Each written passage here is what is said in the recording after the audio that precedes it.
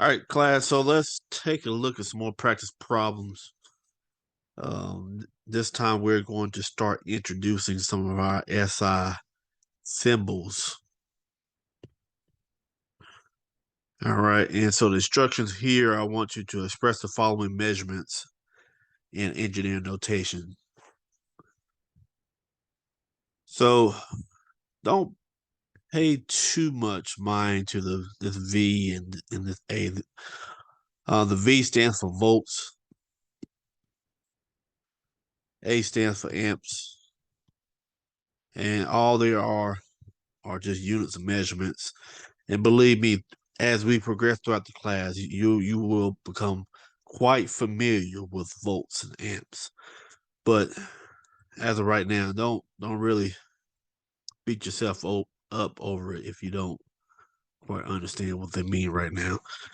Just bear with me, just follow along with the examples and you'll see what I'm talking about. All right, so for this first example, I have 7,000 volts, and I want to express it in engineering notation as well as using our SI symbols. So the first step you want to do is to express the number in the measurement in engineering notation. So 7,000 is too big, so we have to move our decimal 1, 2, 3. Remember, we're in engineering notation. We want to move in multiples of 3.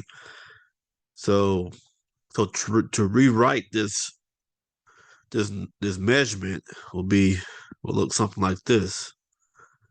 So 7,000 volts will be written like this. 7 times 10 to the 3 volts. But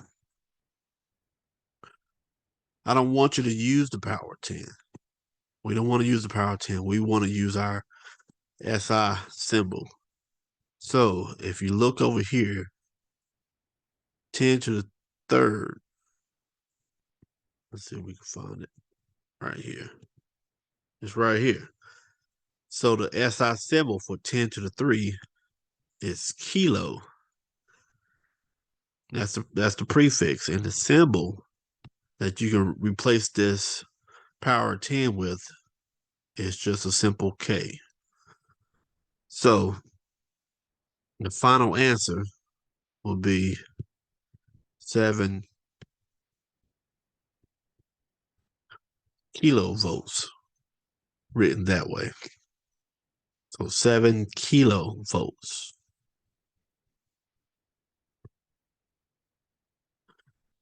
All right, so let's look at the next example. All right, so of course this number is too small. So let's start moving our decimals in multiples of 3. So 1, 2, 3. So this is 62 times 10 to the minus 3. Because we're making a number bigger, we're making an exponent smaller.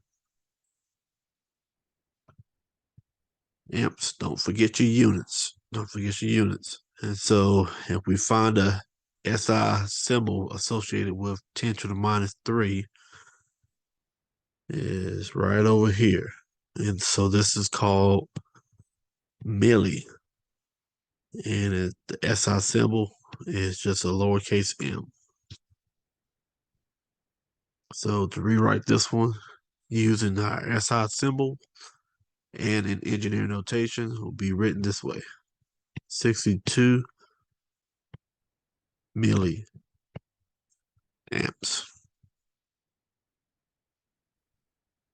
All right, so another thing I want to note is that on your tests and quizzes, you want to be very particular on these two symbols right here. So you may be typing M and really mean a capital M, which is mega, or vice versa. On your tests and quizzes, they are for those particular questions, they are going to be case sensitive. So you need to make sure you are making the M capital for mega and lowercase for milli accordingly. That way, it kind of helps me understand that you know the distinctions between the two. So I hope these two examples was beneficial.